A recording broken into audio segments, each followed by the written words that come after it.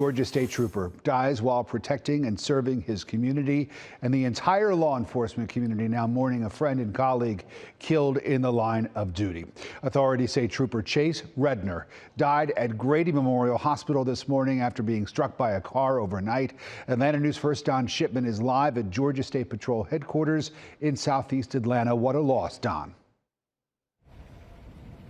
What a loss. What a difficult morning it has been for law enforcement across the state. And you know what? This is actually the second law enforcement officer to die in the line of duty in just a matter of weeks. And now this afternoon, the law enforcement community coming together with condolences pouring in, also coming in from the governor's office.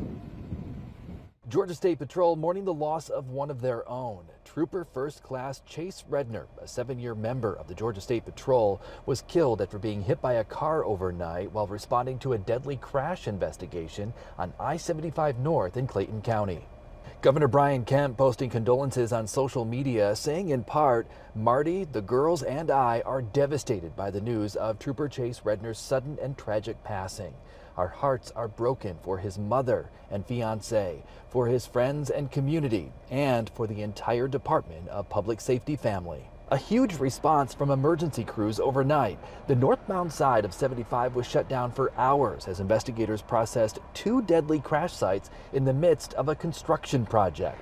Authorities say that Trooper Redner was stationed on the busy highway shortly after midnight because hours earlier, at about 8:30, a construction worker was killed when they too were struck by a car.